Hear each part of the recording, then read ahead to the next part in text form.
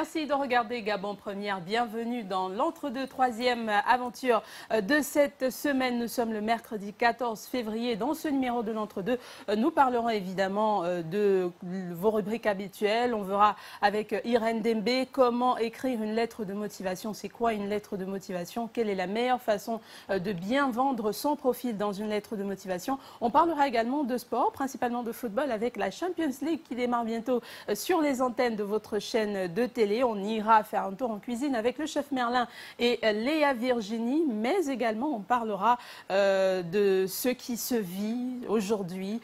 Qu'est-ce que c'est? Ce sera tout à l'heure après cette rubrique Le Flash Actu.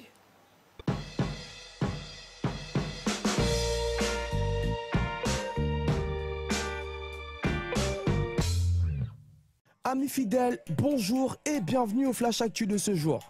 Après le déraillement d'un train minéralier qui a paralysé d'ailleurs le réseau ferroviaire et poussé l'annulation de plusieurs voyages, la compagnie minière de Logoué, Comilog, et la CETRAG ont publié un communiqué tentant de rassurer.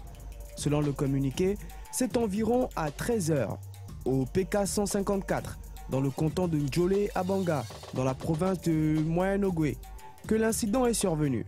Fort heureusement, aucun blessé n'a été enregistré lors de cet accident. Par ailleurs, le communiqué précise que 40 wagons chargés de 3000 tonnes de minerais sont sortis des rails et se sont renversés. Face à cet incident, les équipes de la Comilog et CETRAG sont à pied d'œuvre depuis hier pour une réouverture de la voie prévue ce mercredi 14 février 2018 en début de soirée, poursuit le communiqué. On attend donc de voir ce soir. À côté au Cameroun, on célébrait hier le 21e anniversaire de la disparition de l'illustre comédien Jean-Michel Cancan. C'était un 13 février 1997. À ce jour, plusieurs de ses œuvres continuent à faire l'objet de nombreuses imitations. Mais l'on se demande à qui profite-t-elle? La fille du bar, Maladie d'amour, Les bonbons alcoolisés et L'élève international sont autant d'œuvres à travers lesquelles Jean-Michel Cancan a égayé le quotidien des Africains. Tenez d'ailleurs un petit extrait, une sorte de big up à l'artiste. La roue, c'est un passé de terrain. Là où le caterpillar est passé. La roue, on ne connaît pas où ça commence, on ne connaît pas où ça finit. La roue a deux côtés. Un côté à gauche, l'autre côté à droite. C'est-à-dire pour les voitures qui montent et pour les voitures qui descendent. Et puis, puisque l'on parle d'amour, ce 14 février, il paraît que l'épicentre de l'amour au monde se trouve en Slovaquie. Ah, bah ouais quand même, hein. Tout a commencé en 1844, lorsque dans la ville de Banská Štiavnica, en Slovaquie, le poème d'amour le plus long du monde naissait. 2900 lignes d'un écrivain du Cru. Aujourd'hui, la petite ville médiévale veut se muer en un lieu de pèlerinage pour les amoureux du monde entier, grâce à une banque d'amour créée pour stocker leurs histoires. 100 000 compartiments sous une ancienne maison ont été aménagés par une ONG pour accueillir des histoires d'amour et des souvenirs de couple. Quand les 100 000 boîtes seront remplies d'histoires, cette maison deviendra le lieu de la plus grande concentration d'amour du monde, l'épicentre de l'amour, selon l'ONG. En tout cas, en mode électronique, il y a bien longtemps que nos boîtes auraient déjà débordé d'histoires, les gars. C'est tout pour aujourd'hui, à demain pour un autre Flash Actu. Et donc, puisque vous parlez de 14 février, nous sommes le mercredi, comme je disais, 14 février 2018, c'est la journée, pas de Saint-Valentin uniquement, non, c'est la journée internationale de sensibilisation aux cardiopathies congénitales. C'est donc une journée qui est consacrée à ces maladies du cœur qui atteignent beaucoup plus les nourrissons et les enfants. L'histoire donc commence en 1999 et c'est aux États-Unis où une mère d'un enfant atteint d'une malformation cardiaque, à l'idée donc que ce jour de Saint-Valentin soit consacré plus à la sensibilisation du grand public sur les cardiopathies congénitales. Pour elle, il s'agissait des véritables problèmes de cœur à côté des problèmes de cœur en parlant d'amour. Qu'est-ce que c'est donc les cardiopathies congénitales? Une petite vidéo assez scientifique mais qui nous explique ce que c'est. Les anomalies cardiaques congénitales désignent des anomalies de la structure du cœur existant dès la naissance. environ 8 nourrissons sur 1000 naissent avec une cardiopathie congénitale. L'espérance de vie de ces enfants était autrefois courte. Les progrès technologiques ont permis d'étendre leur espérance de vie. Les deux cardiopathies congénitales les plus courantes sont les communications interventriculaires et les communications interauriculaires, respectivement CIV et CIA.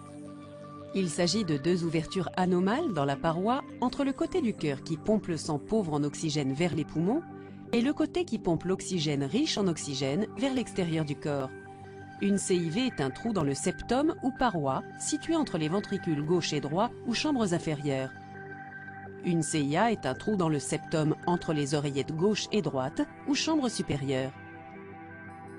Dans les deux cas, le sang riche en oxygène provenant du côté gauche suinte dans le côté droit. La quantité d'oxygène en circulation diminue, ce qui augmente la charge sur le cœur et les poumons. Une persistance du foramen ovale, PFO, est un type de CIA.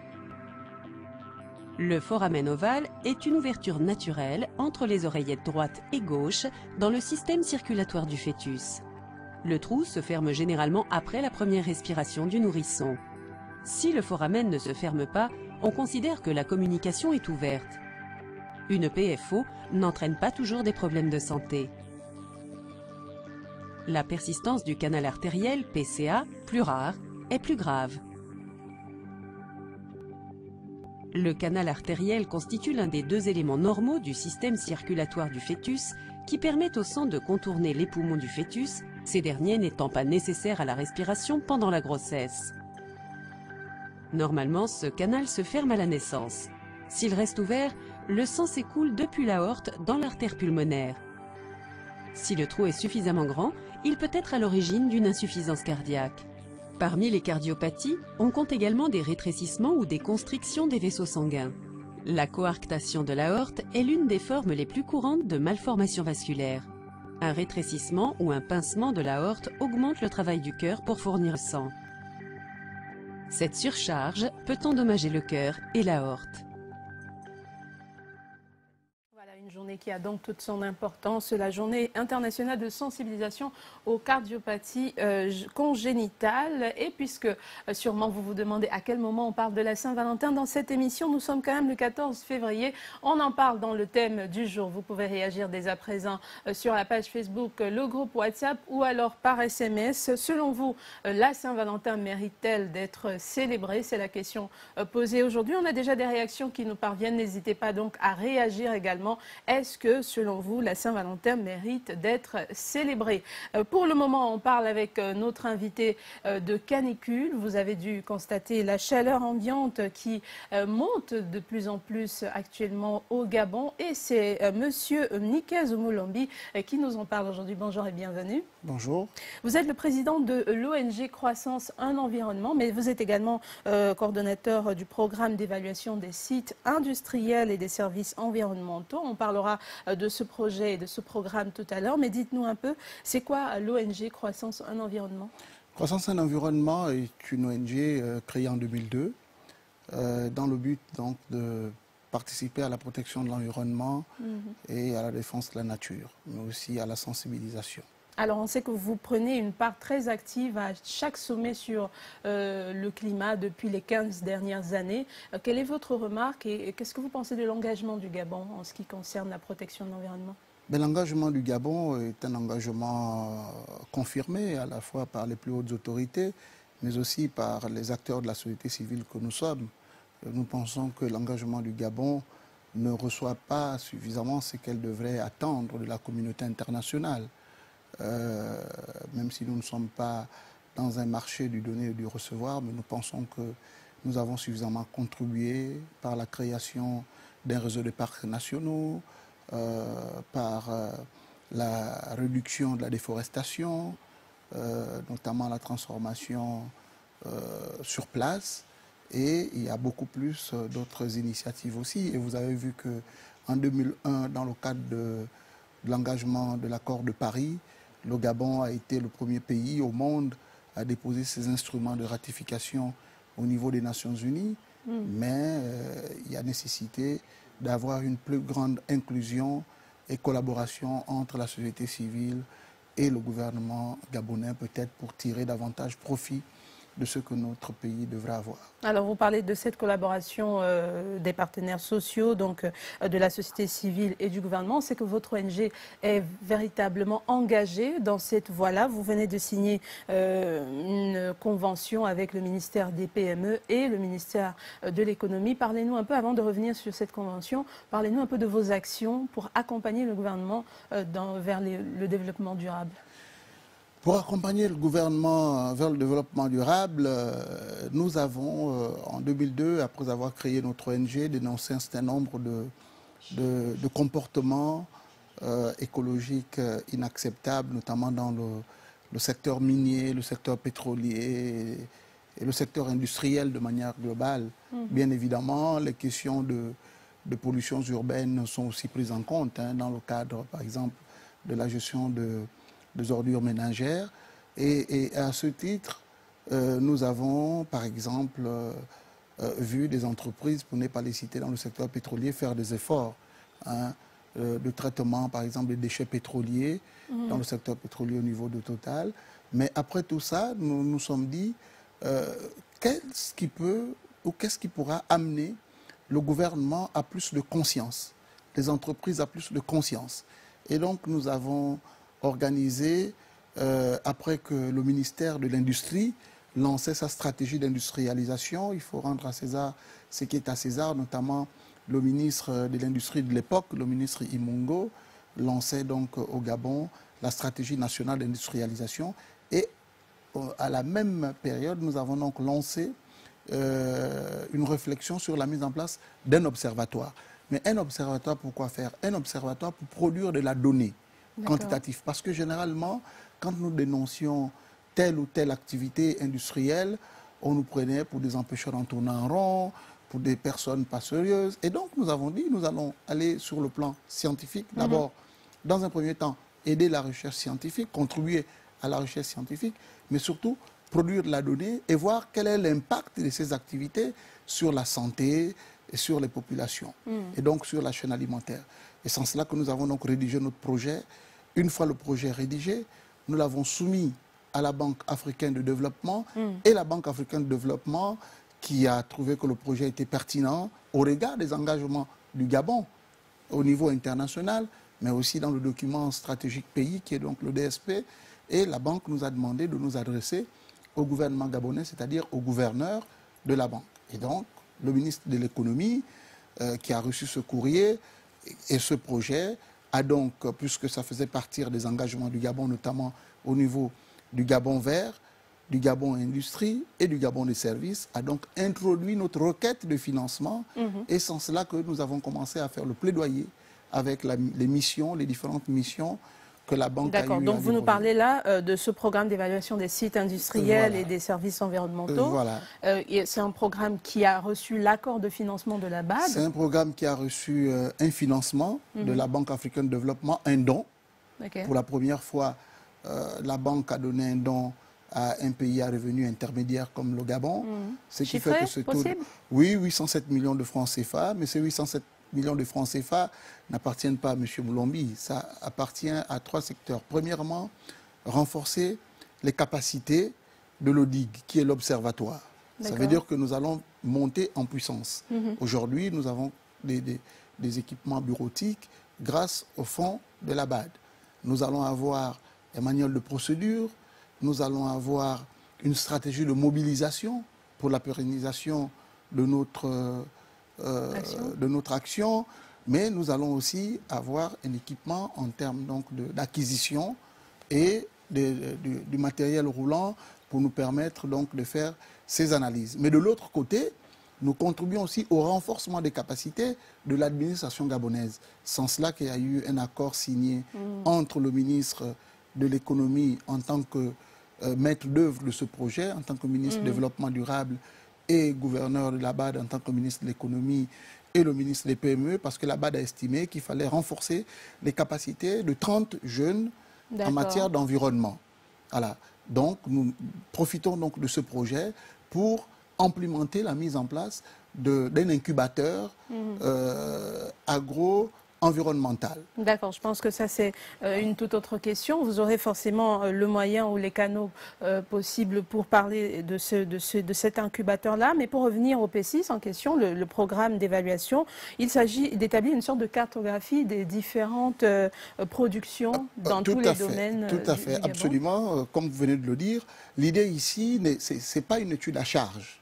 Nous ne sommes pas en train de faire une étude qui dira que monsieur Moulombi ou monsieur Ndong a pollué à tel ou tel endroit. L'idée, c'est d'amener l'État gabonais à avoir effectivement cette cartographie à la fois basée sur des analyses scientifiques des prélèvements de sol, des prélèvements de l'air, des prélèvements d'eau et de manière sectorielle. Qu'on se trouve sur le secteur minier, qu'on se trouve sur le secteur pétrolier ou qu'on se trouve sur le secteur agricole, puisque le Gabon se donne une vocation agricole grâce à sa diversification de l'économie. Et donc, nous allons pouvoir le faire, mais par derrière, ce qui est important, c'est que à la suite de ces analyses, nous devons rédiger un programme sur 5 ans, financé sur 5 ans, de réhabilitation de sites. Ça apportera quoi? 1, le renforcement de capacité. 2, l'appui à la recherche scientifique. 3, la réhabilitation des sites industriels. Par exemple, est-ce qu'aujourd'hui, on voit bien la pollution, mais elle est visuelle? Donc, prenons le cas de Mindoubé, la pollution est là, c'est une pollution, pour le moment, visuelle, telle que le reconnaît notre code de l'environnement. Maintenant, il faut aller au niveau scientifique. Quelles sont les émanations de gaz, par exemple, qu'on peut trouver? Est-ce qu'il y a une toxicité sur tout ce qui est reversé, sachant bien que tout est à l'égout? Qu'on reverse du côté de Mindoubé, mais ça va à la Houmbié. À la Houmbié, il y a des couteux de mer. Est-ce que ces couteux de mer n'ont pas de métaux lourds? Quels seront les métaux lourds que nous allons retrouver? Et donc une réhabilitation d'un site pareil, puisque vous avez pris l'exemple de Mindoubé, ce serait quoi par exemple? La réhabilitation, ce serait par exemple de faire tout son chiffrage, de proposer le traitement, de la construction par exemple d'une unité de traitement des ordures et de transformation, et donc aller vers la construction des métiers verts. Donc il y aura là la possibilité pour les Gabonais de travailler, mais basé, et la Banque africaine de développement sera plus à l'aise d'apporter un appui, ça peut être un don, ça peut être un prêt, mais sur la base de l'urgence, parce que l'idée de ce don, c'est aussi d'améliorer le cadre de vie des populations.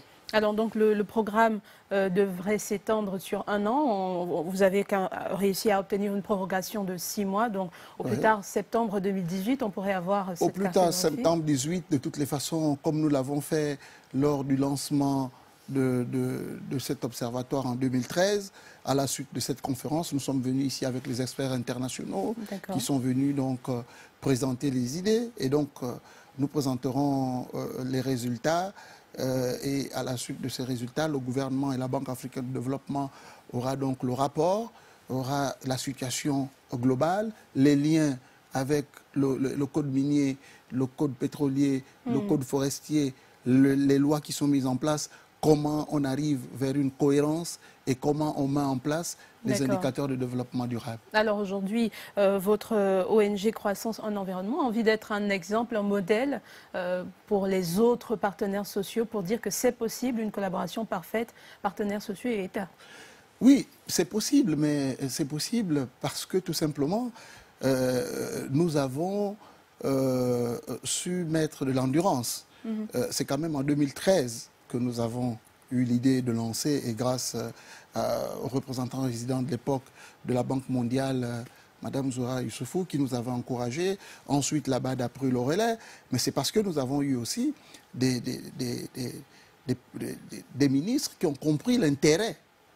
Ce qui n'est pas le cas aujourd'hui. Ce que nous souhaitons en tant que société civile, c'est que les membres du gouvernement comprennent que les ONG ne sont pas là pour bloquer le développement. Nous sommes là pour accompagner le développement. Mais sauf que la société civile, elle est multiple et variée. D'autres acceptent de s'inféoder en politique. D'autres veulent accompagner le développement. Pour ceux qui veulent accompagner le développement, comment on fait pour les intégrer? L'environnement, c'est mon secteur. Mais il y a d'autres ONG qui font des choses extraordinaires dans le domaine de la promotion des droits de la femme, dans le domaine des violences faites, par exemple, contre les enfants, dans le domaine de l'éducation, etc. Il revient à ces ministres sectoriels de les écouter, de voir ce qu'ils font et d'accepter d'introduire leurs demandes chez plusieurs bailleurs. Nous avons visé, par exemple, la Banque africaine de développement. Ça peut être la BAD pour la Banque mondiale pour d'autres. Ça peut être le PNUD, ça peut être l'FD. Et quand les demandes arrivent du gouvernement, elles sont prises en compte parce que les partenaires estiment que cela est accepté et fait partie de la stratégie du pays, notamment qu'on se trouve au niveau du Gabon vert, qu'on se trouve au niveau du Gabon industriel ou qu'on se trouve au niveau du Gabon de services. Donc ça, c'est important. Et c'est pour ça que nous avons besoin que l'ensemble du gouvernement comprenne que la gouvernance actuelle passe par l'implication de la société civile. Maintenant, elle est multiple et variée. Il y a d'autres qui sortent de fois de la voie. Bien sûr, il y a toujours des brebis galeuses partout. Mais il faut vraiment de plus en plus encourager et intégrer parce que finalement, in fine, nous devenons des entreprises sociales. Bien sûr, il faut savoir reconnaître la bonne graine dans tout ce méli-mélo. Alors, vous êtes là pour nous parler également de cette montée de chaleur. On n'a peut-être pas envie d'arriver jusqu'au terme canicule. Vous nous direz si c'est autorisé. Le constat est clair, même si aujourd'hui certains pays voisins en dehors du Gabon se plaignent également, mais en tout cas dans les grandes villes du Gabon, ça devient insupportable. Déjà, ce qu'il faudrait remarquer, c'est que dans notre pays, puisque vous-même vous l'avez dit, hein, c'est des chaleurs, c'est des canicules, d'accord, mais nous sommes quand même en zone tropicale humide. Et en zone tropicale humide, pour le constat déjà, vous voyez que nous avons du mal aujourd'hui à définir nos 3 saisons quotidiennes. Justement. On ne sait plus à quel moment où nous sommes à la grande saison de pluie, à la petite saison de pluie, à la saison sèche, à la grande saison sèche. Donc il y a déjà ce problème de règlement. Mais nous avons aussi qu'en zone tropicale humide, et particulièrement le Gabon, les journées sont très longues. Ce sont des journées de 24 heures réparties sur 12 heures. Et quand vous voyez aujourd'hui, pour parler du cas de la chaleur ou de la canicule, dès 5h30 du matin, quand nous nous levons, avant, on se réveille à 5h, à 6h, on se prend un petit haut parce qu'on a peur d'avoir froid. Mais quand vous vous levez, la température, elle est dure. Et comme les journées sont longues, donc nous nous levons pratiquement dans la nuit avec de la chaleur et nous terminons vers 18h, 18h30 aussi avec la chaleur. Et donc cela pose problème. Mais il y a aussi la question est accompagnée donc du phénomène qu'on appellera effectivement ce phénomène d'évapotranspiration.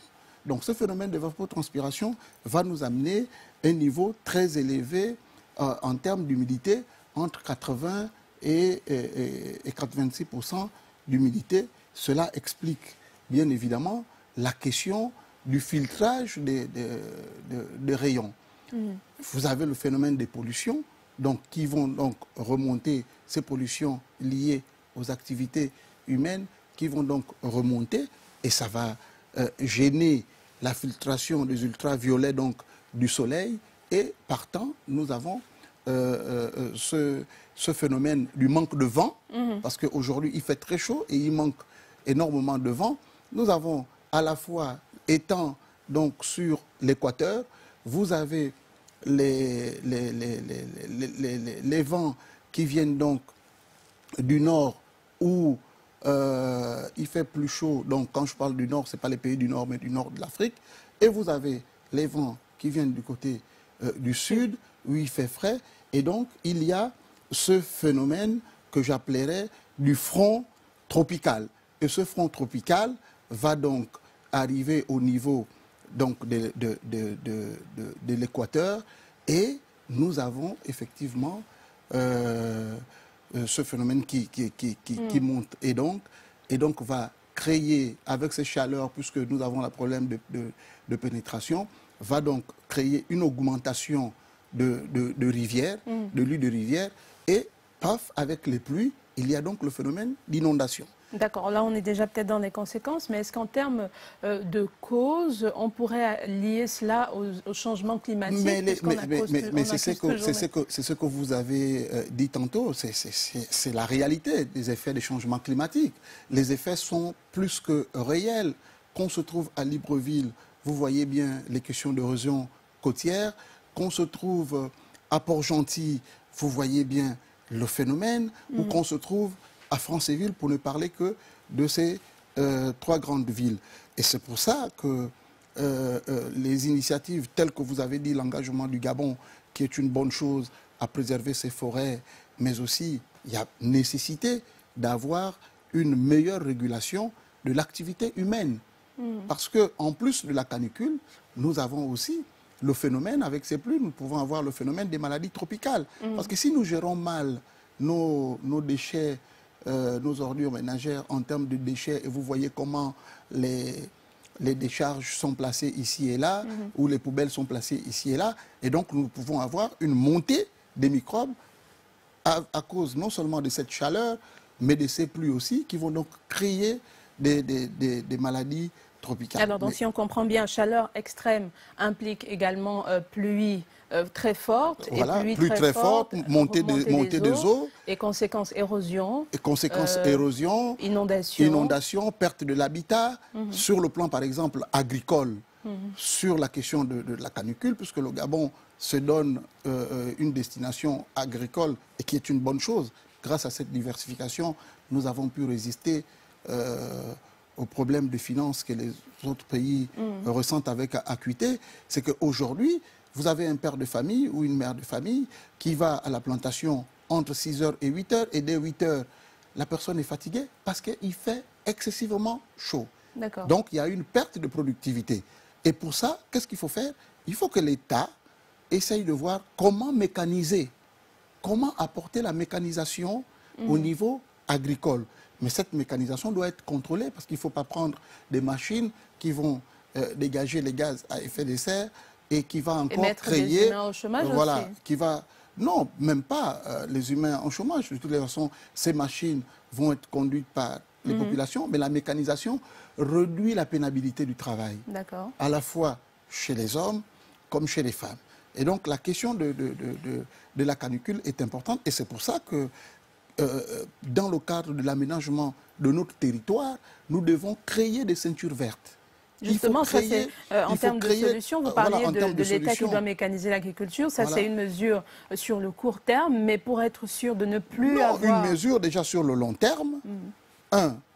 Gérer la question de la mécanisation. 2, gérer la question des bassins versants, donc des eaux, parce qu'aujourd'hui, nous avons un grand problème. C'est-à-dire que dès lors que nous avons ce problème de chaleur et de canicule, avec le phénomène de pluie et de montée des eaux, nous avons un gros problème, c'est que nous n'avons pas réglé la question de nos bassins versants.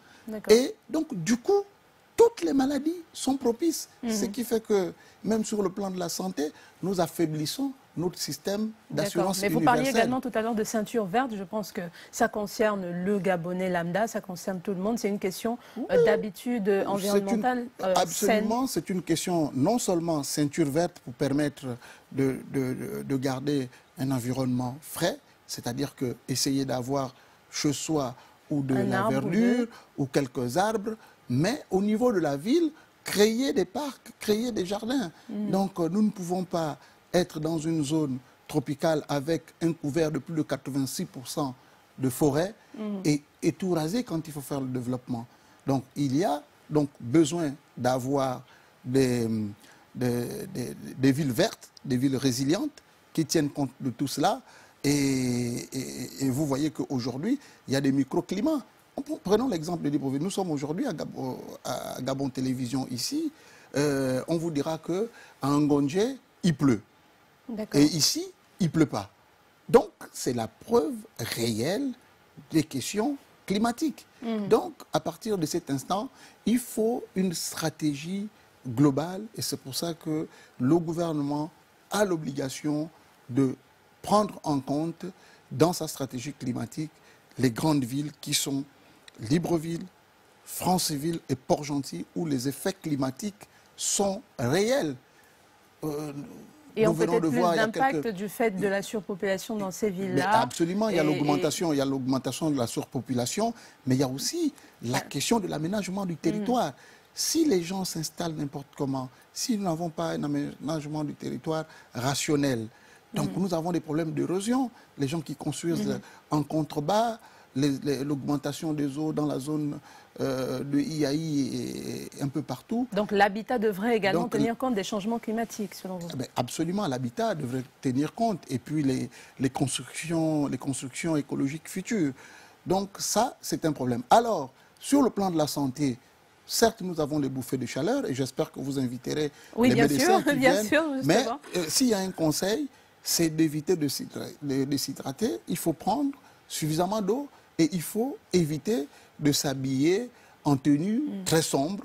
Parce que éviter de se déshydrater, vous voulez dire? Voilà, déshydrater, et il faut éviter de s'habiller donc avec des tenues très sombres qui retiennent beaucoup plus de la chaleur. Mais il y a un sérieux problème en termes de perte de productivité, que ce soit dans les bureaux administratifs, dans la ville. Les gens ont tendance de moins se déplacer, d'utiliser beaucoup d'eau. Et puis ça fait aussi une hausse de la consommation avec des climatisations. Absolument, une hausse de la consommation, d'autant plus que le kilowattheure augmente. Et c'est ça les effets climatiques. Vous voyez comment les effets climatiques impactent sur le panier de la ménagère, sur l'économie, sur la productivité. Et donc, c'est une question réelle qui nécessite vraiment l'implication de tout le monde. Nous faisons notre part en tant qu'ONG. Les chercheurs doivent être au fait.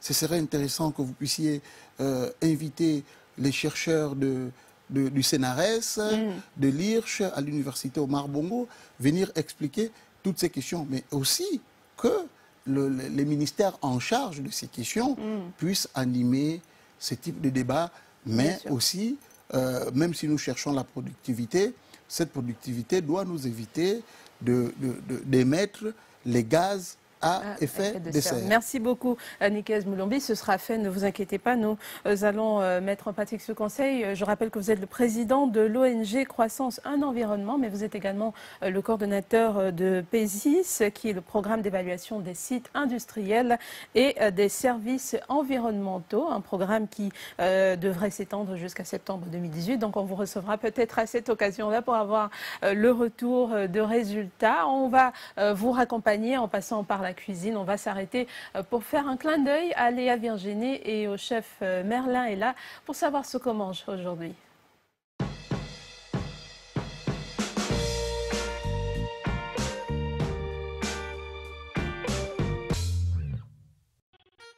Bonjour Blanche, bonjour à tous. Aujourd'hui, nous allons assister à une démonstration culinaire d'un plat assez spécial grâce à un chef, vous le connaissez déjà, il s'agit du chef Merlin est là. Bonjour chef Merlin. Bonjour Léa. Alors, quel plat allez-vous mettre à l'honneur aujourd'hui? Alors aujourd'hui, le plat qui va être à l'honneur, ce sont les batcheki. Voilà. Les batcheki, là, ça nous revient du sud du Gabon. C'est ça, c'est des espèces de petites aubergines comme ça, qu'on trouve souvent dans des champs, quand on va en brousse. Voilà. Alors, il nous faut des batcheki pour réaliser ce plat et quoi d'autre? Alors, il nous faut des batcheki. Ce sera accompagné à la sardine fumée, agrémenté avec quelques crevettes, de l'aubergine, de l'ail, des oignons, de l'huile de palme avec ces petits piments verts là qu'on appelle batsolo, avec les batsolo, du sel, des feuilles de laurier et c'est tout. Et c'est tout, et il vous faut combien de minutes, chef Merlin? Bon, en principe déjà, ce qui devait prendre du temps c'était l'aubergine. Ouais, donc préalablement ça a été déjà porté en ébullition, ensuite pelé. Donc je pense que là on a notre truc en moins de 10 minutes. En moins de 10 minutes. Donc je reviens dans 10 minutes à peu près. Dans 10 minutes à peu près, ça va prêt. Tout pour déguster. Pour déguster tout ça. Alors Blanche Bitka, chers téléspectateurs, on prend des notes, on se dit à tout de suite. Bon courage. Merci Léa, à tout de suite. Voilà. On va commencer par mettre de l'huile de palme à chauffer. Il en faut vraiment. On patiente juste 2 minutes pour que l'huile puisse monter à température. Une fois que notre huile chauffe, on commence déjà par mettre nos oignons.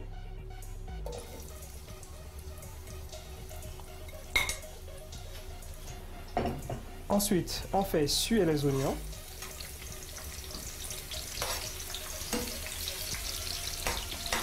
Après avoir sué les oignons, On prend de l'ail que l'on ajoute dans notre préparation.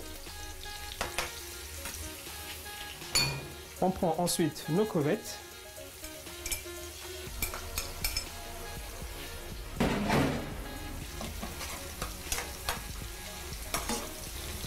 Après avoir ajouté les crevettes, on prend déjà notre sardine fumée. Donc bien avant de la cuire, la sardine fumée elle est sèche. Donc on la met d'abord dans de l'eau pour la réhydrater.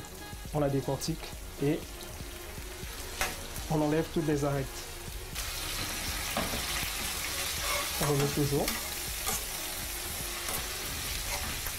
Voilà. À ce niveau, on incorpore déjà nos aubergines. Voilà. Ce plat, on ne met pas d'eau à l'intérieur. Hein. Il ne contient pas... Il n'y a pas d'eau à l'intérieur.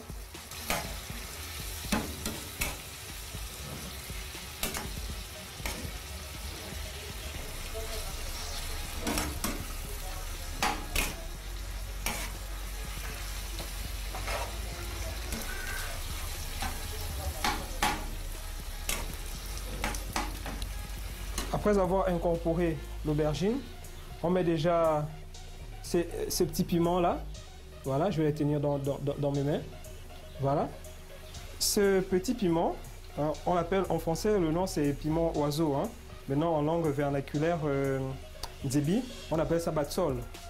Voilà. Donc on met les batsolos dans notre préparation.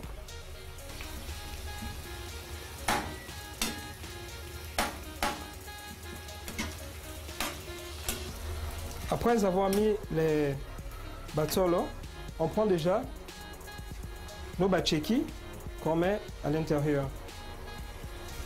Sachez que les batcheki sont vraiment amers, hein? C'est vraiment amer. Voilà.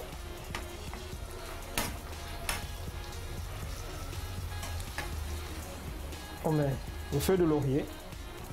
On incorpore une pincée de sel. Voilà. On va toutefois rectifier le sel, l'assaisonnement, si possible. Ensuite, on va réduire notre feu et on va couvrir pendant 10 minutes.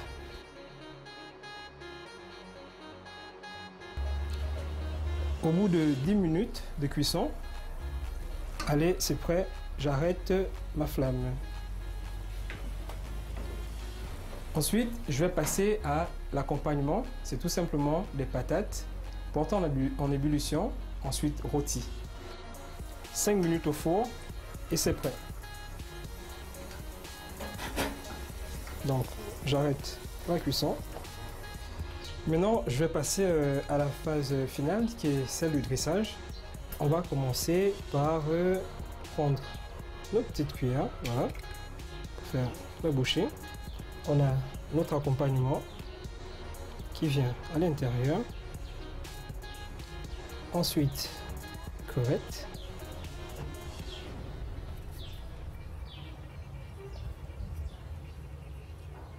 Je prends une tige de ciboulette, toujours pour la présentation. Petite feuille de persil pour rappeler que ça figurait aussi dans nos patates.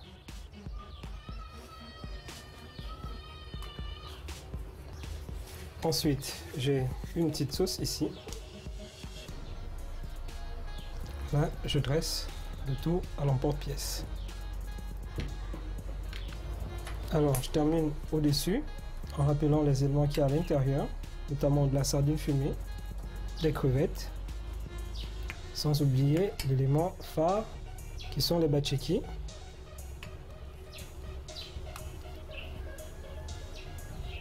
Je vais prendre une crevette que je mets en sommité, la ciboulette,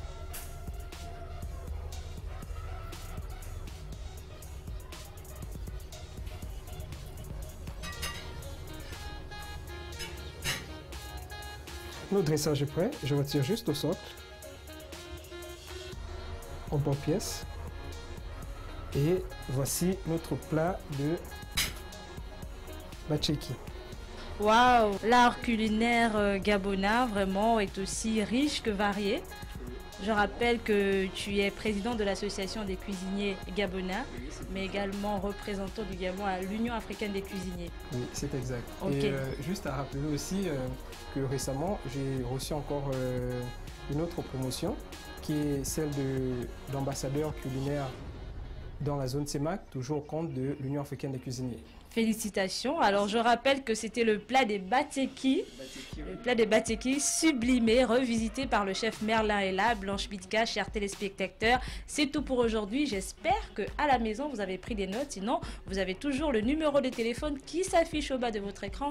On se dit à très bientôt. Nous on passe à la dégustation et Blanche Bitka, on gardera ta part si possible.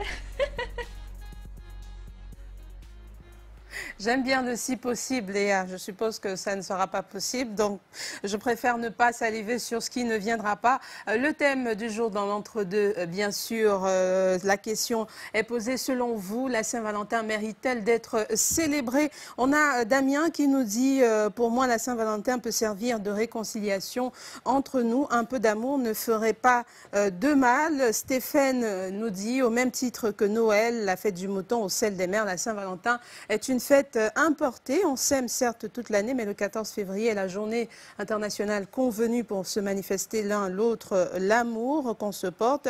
Aussi, dès lors qu'on a la possibilité de se manifester aux yeux du monde, ce n'est pas interdit de le célébrer. Je rappelle, c'est Stéphane Den depuis plein ciel. On a également d'autres réactions. Adèle depuis Kribi au Cameroun qui nous dit le jour de Saint-Valentin dans sa forme actuelle n'est rien, ça ne veut rien dire de spécial. En ce qui me concerne, si les plans de ceux qui sont engagés dans les relations ne reflètent pas ce jour la façon dont ils se traitent normalement, alors cette journée célèbre l'hypocrisie. Nous aimons toute la journée, tous les jours. Nous aimons de façon désintéressée et sacrificielle, comme Dieu nous le montre. Nous aimons aussi profond, large et aussi grand que Dieu nous aime. Pour moi, cette fête n'a pas lieu d'être célébrée, surtout sur notre continent, parce qu'au regard de son histoire, on n'a en rien concerné. Pire encore, sa forme actuelle n'a rien à voir avec l'histoire. Il s'agit d'un business dans lequel beaucoup lient l'amour, alors qu'il existe plusieurs occasions de célébrer cet amour dont on parle. La Saint-Valentin est un prétexte, à mon sens. C'est Ikapi Nganga qui réagit dans le groupe WhatsApp. Magus, depuis Akanda, nous dit, d'un point de vue personnel, la Saint-Valentin ne mérite pas d'être célébrée en Afrique, surtout parce qu'elle n'est pas dans nos cultures, mœurs, us et coutumes, mais vu l'influence de la société occidentale que nous subissons depuis des décennies en tant que peuple noir, victime expiatoire, le néocolonialisme a pris le dessus aussi au regard des mutations structurelles que connaît notre continent, l'Afrique, et de la floraison des mariages mixtes, noirs et blancs. Puis enfin, du phénomène du village planétaire entendu par la mondialisation, chacun se trouve désormais libre et apte de faire un choix pour ses propres aspirations. C'est une contribution très inspirée. Il est important de fêter la Saint-Valentin, mais encore faut-il savoir de quel amour il est question lorsqu'on parle de cette fête. C'est un message qui n'est pas signé. D'autres contributions vous seront lues au fur et à mesure, et nous accueillons un invité spécial dans cette émission juste après ceci.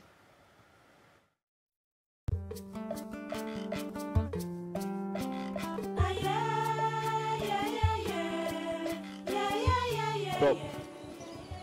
La dernière pêche, elle est où? Prends ça! Et vos bêtises que vous voulez faire là, moi je suis pas dedans. Ça c'est mon bar.